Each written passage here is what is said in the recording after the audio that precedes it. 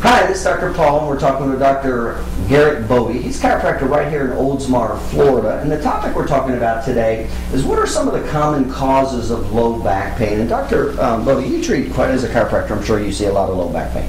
We see low back pain on a daily basis. We have patients that come to see us every day, and that's probably our most common condition. If you don't mind, let's go into a little detail about what are you seeing as some of the common causes? Why are the patients you're seeing having low back pain? Some of the most common causes that we see are going to be things like disc injuries, joint problems in the facet or deterioration of the joint, things like arthritis, or pinched nerves, which can be due to a disc injury or misaligned vertebra, or even actually swelling within the spine around the spinal nerve. Now, when you say disc injuries, joint, and pinched nerve, which one of those are you seeing as that's most common?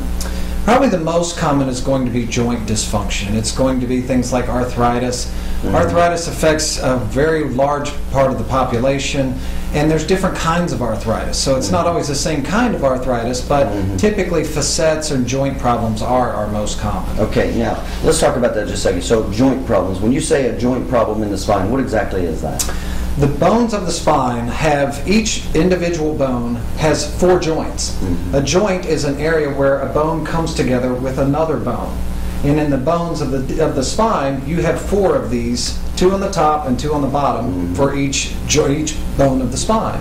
Those joints have a capsule surrounding it that has fluid in it that gives nutrients to the joint, and that allows for the movement and fluidity of the bones of our spine, which allows us to move in many directions. And you're saying that joint inflammation, you're seeing that as a common cause of back pain, right? Absolutely. Now, what are some of the activities that are causing joint inflammation that you're seeing?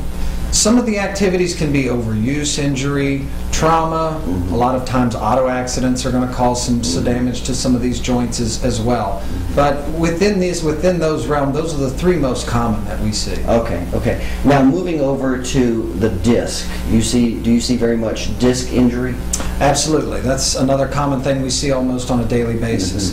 The disc is the soft cartilage in between each one of the bones of the spine, and it's basically a fluid-filled sac. It's a sac that has water in it, and it's there to give cushion to the spine.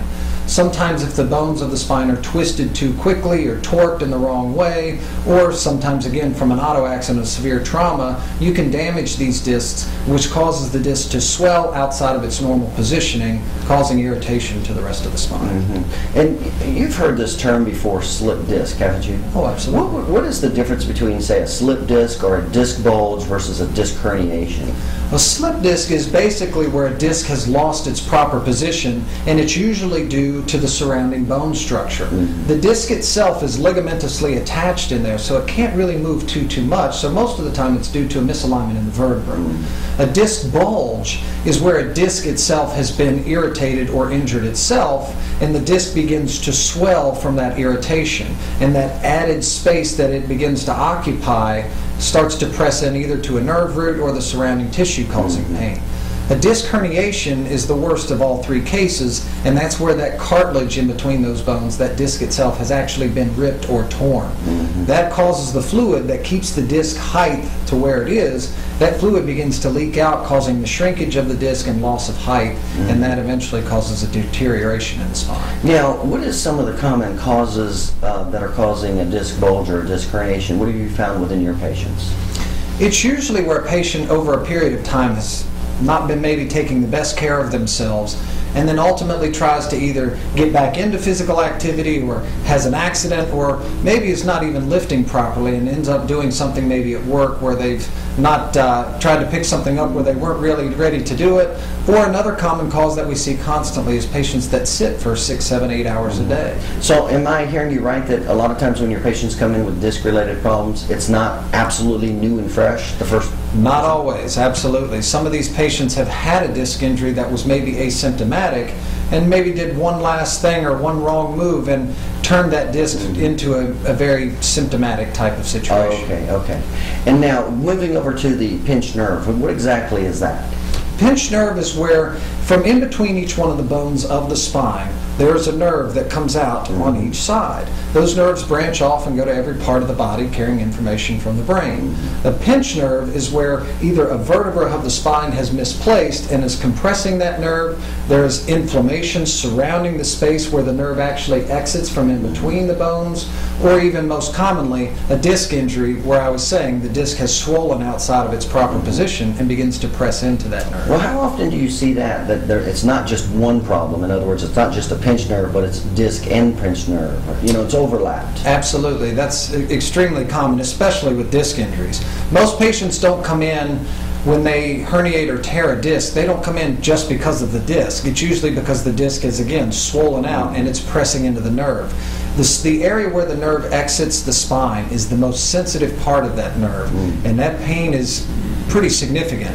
You'll get burning pain, stabbing pain, or it's usually a very sharp, significant pain, and that's typically what brings them to our office. By the way, what would be some of the different symptoms, and are they varied? Like, let's say if I had a joint symptom versus a pinch nerve symptom versus a disc herniation, are those symptoms varied? They are varied. If you're talking about a facet or a joint problem, the pain is usually very local. It's very like a deep, dull, achy type pain, and it sometimes can be positional. With a disc injury, that pain is constant, and it's usually a sharp, stabbing, burning type pain. The difference is the pain goes from a dull to a sharp pain, and a lot of times those are the type of symptoms that you see not only with disc but also with pinch nerve. So what about when the person has leg pain? Is that possibly from the disc, the joint, or the pinch nerve? It's usually from a disc. Anytime you have radiating pain that extends out from the spine and is not local, that's usually signifying more towards the line of a disc injury as opposed to a joint problem. And what about the symptoms, the common symptoms of, say, a pinch nerve? Pinch nerves, you're going to see the pain, you'll get similar symptoms to a disc. However, often those symptoms aren't quite as severe. They're similar in the sense that it is still maybe a burning pain or a sharper pain, but it's not just quite as significant as when the disc itself is pressing into it.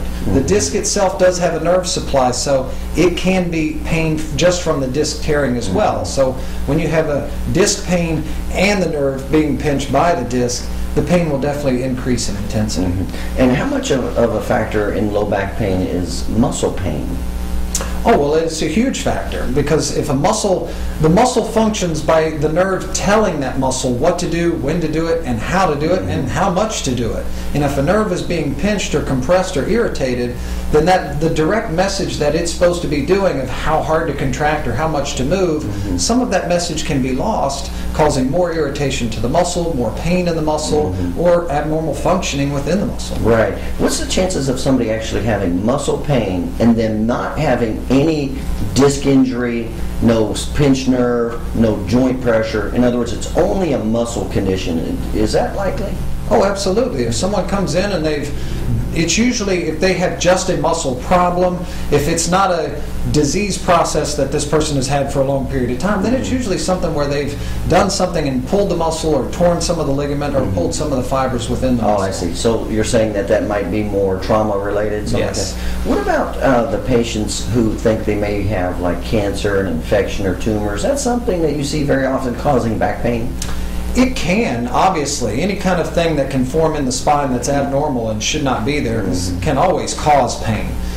What's the likelihood? It's not something we see a lot in our office. It's usually a different type of symptom. A patient has some type of tumor or cancer that forms within the spine. It's not an immediate onset. It's something that forms very gradually and insidiously over a long period of time. As that tumor grows and gets bigger and bigger and bigger and begins to compress other tissues, the pain gets worse and worse. With a disc injury, it's usually when you did it, and it's a significant pain. Now, is that something you can diagnose if somebody has an infection and a tumor versus a disc injury versus a pinch nerve? Absolutely. When we go through our examination, there's certain orthopedic and neurological tests that we do to determine, is this looking more like a disc, a joint, or a pinched nerve? or is maybe there's something else going on. And also with the use of radiology and x-ray things, we can further determine and diagnose exactly what is going with each patient. Now, what would happen if you saw and evaluated a patient and they did have, say, an infection in the lower back that was causing, or a tumor? What would you do under those circumstances? In those circumstances, our job is to make sure that that patient gets the care that they need. That is definitely outside the scope of chiropractic, and in that sense, we would definitely refer them to a physician that would be able to help. I see. And you say that that's pretty rare. Yes, that is Okay. pretty rare. And so basically, you're seeing a lot of back. You say back pain is probably the most common. Oh yeah, problem. absolutely. That's for chiropractic. That's our bread and butter. That's what we help the most with, and those are the things that we can help to give the most relief for our patients. Okay, good. All right, very good. And again, we're talking with Dr. Garrett Bode. He's a chiropractor right here in Oldsmar, Florida. If you're having any back pain or lower back type of problem, certainly feel free to give him a call. You take care.